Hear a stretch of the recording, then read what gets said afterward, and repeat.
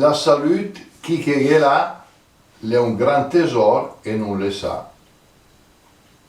Cos'è questo? Questo è un baratul de miele che secondo me è uno di chi alimenti, di chi roba che ti aiuta a stare in salute.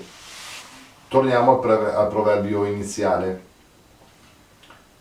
Abbiamo incominciato già la volta scorsa con questi proverbi su salute e malattia, un po' perché abbiamo detto siamo a un anno dalle vicende iniziate con il virus appunto già dal 2020, un po' per star vicini, se vogliamo, a chi soffre ancora, a chi lavora per evitare sofferenze, ma più in generale la malattia purtroppo può colpire indipendentemente dalle epidemie evidentemente.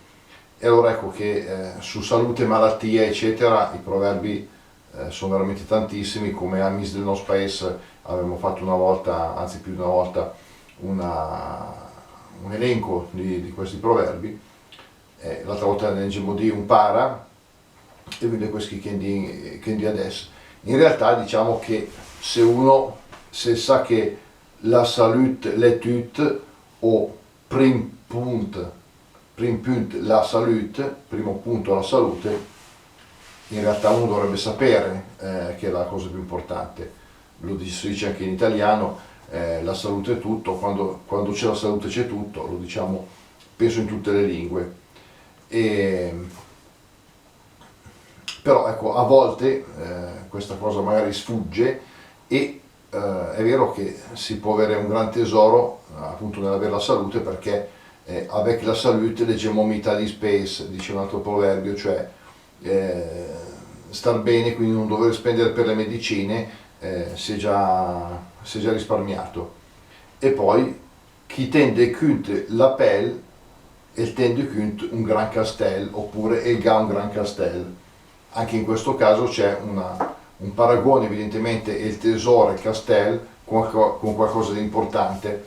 Torniamo sempre un po' al discorso che molti proverbi nascono in epoche diciamo popolari, quantomeno in un ambiente contadino o comunque di gente semplice che a contatto con gli eventi della vita fissa un po' diciamo dei parametri, delle cose, e prende come punto di riferimento invece magari quello che possono avere i signori, le persone più facoltose. Quindi avere un tesoro piacerebbe a tutti, avere un castello piacerebbe a tutti, ma si dice appunto che chi tende più la pelle tende più un gran castello. La salute è veramente una cosa importante, è come avere un castello. Questo diciamo era un po' la panoramica di oggi. Mi avevo avanti a mangiare qualche cucchiaino di miele, adesso che avevamo detto che siamo in quaresima, magari facciamo i fiorette in una qualche altra roba da mangiare, però il miele è ammesso, anzi siccome è una cosa genuina, addirittura è un grande preventivo sicuramente verso i malanni, ecco che allora il tenium come un bel tesoro, la salute qualche ghirà e il un gran tesoro e tante volte non le sa, nun che sem cercano di tenere de sempre di più. Alla prossima, ciao ciao!